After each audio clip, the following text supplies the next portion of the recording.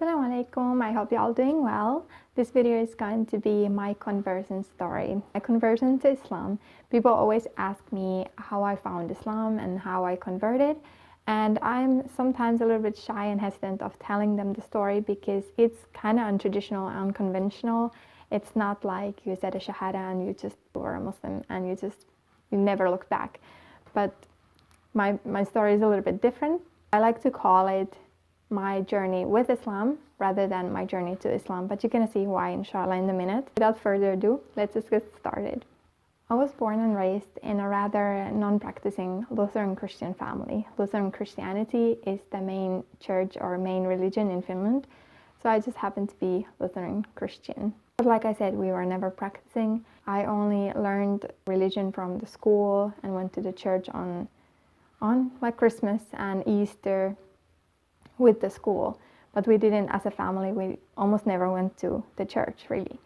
My mom, who raised us by herself, my parents divorced when I was around 5 or 6, and my mom raised us, me and my brother, and she always believed in God.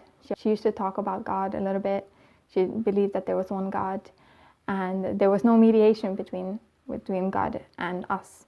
So she didn't talk about it's traditional to talk about that there's a Jesus between us and God, and we pray to Jesus and we ask from Jesus a little bit, but we didn't have that. And to me, Jesus was just a prophet and a person back in the day, and God was the one who was giving us everything and who was looking over us. But anyway, my knowledge with about God was like that there was only one God, and that was always instilled in me a little bit. We were not practicing, but sometimes I could see or hear my mom pray when it was a tough time or something. She would pray to God.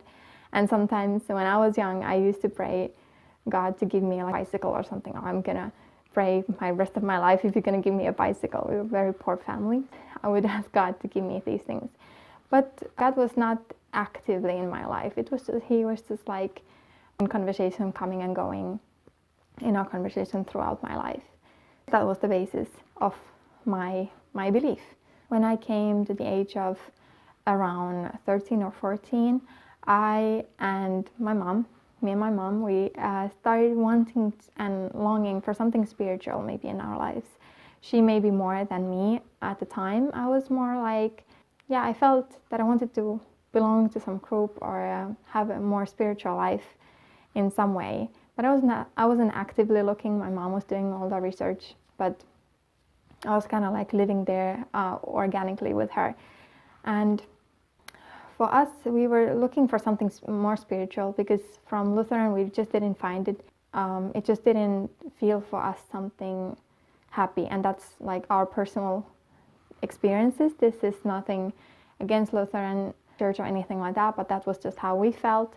That it felt very melancholic for us, or the feel in the church felt very melancholic, and we just didn't connect with the religion itself. We looked around and we found the Eastern Orthodox Church, which is another church in Finland, and it was more happy. It was happier, and it felt like sunnier and that happier joy. Like the Easter was happier event and stuff. And we kind of looked into that, but then there was the issue with icons. Like you have, I don't know what they're called in English, but you have like icons and the pictures of Mary and pictures of the baby Jesus there and stuff and these things. But then there was that issue, and then there was the Trinity, and we still didn't believe in Trinity. It didn't make sense for us. We didn't find the logic behind that. It was still there. There was too much concentration on people rather than Allah, rather than God, really. That was why it didn't really catch up with us. I was around 12 years old when 9/11 happened. I remember that day very well. We were at my grandparents' house and we watched the news late at night. We watched the news from the TV, and everything just stopped. But after that, even in my family, I never remember hearing any bad things about Muslims or anyone cursing Islam or Muslims. And after that, there was just a lot of confusing programs in the TV. You could see documentaries and news and whatever other programs about any terrorists and how they tried to connect these attacks to Islam and Muslims, and they were blaming Islam for it, and they were saying they're terrorists and they're bad for women and all these kinds of weird stuff. And then again, there was also these documentaries about Islam as its pure form. People were praying. I remember seeing a documentary that people were praying, and actually that day I had just watched something about the 9/11, and then I switched a channel and there was a documentary about people praying. Muslims were praying and they were bowing down. And I remember feeling that it was very contradicting and very strange that how could a person who is so serene in their prayer, how could a religion which encourages this type of piety and this type of humbleness be associated with something so horrible and something so violent?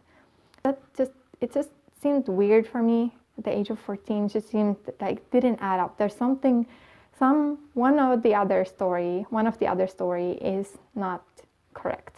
But then it just I didn't stop to think about it that much, but I was just going on with my life and just living my life normally.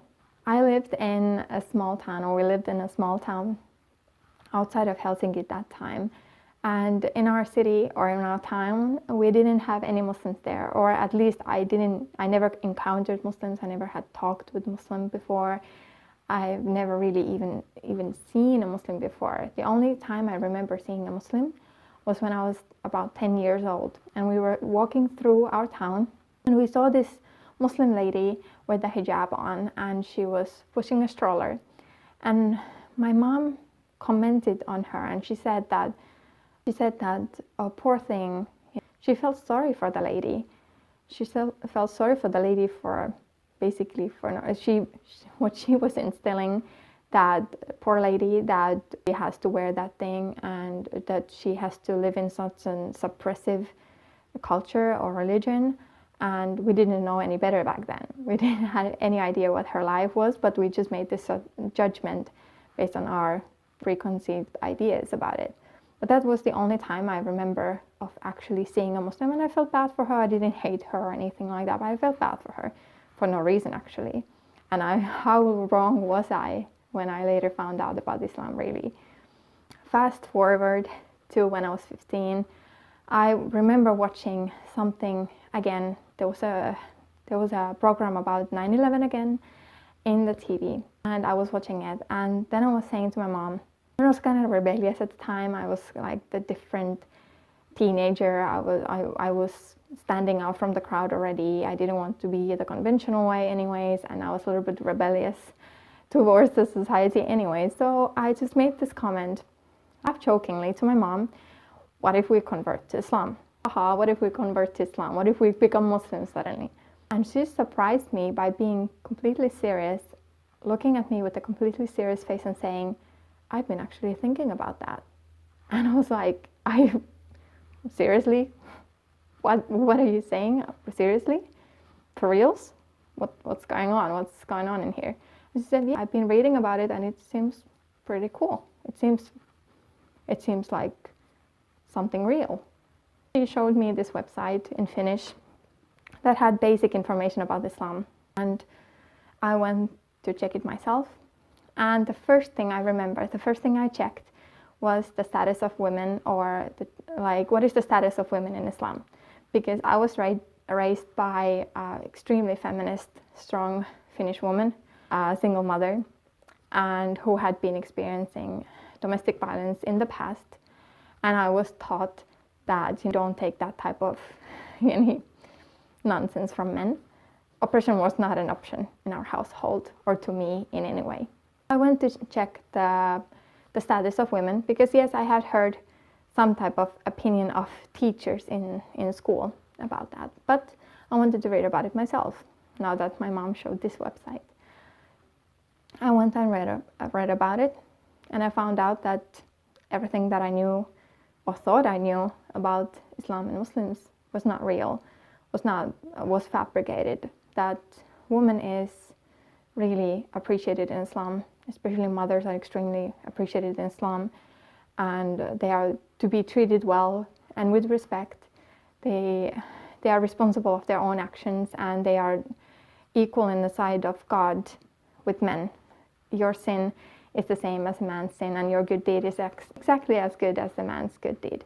And one of the biggest things that I think really affected me after that was that the story of Adam and Eve, the first two human beings ever created, Adam and Eve, and how they made a sin by eating from a tree.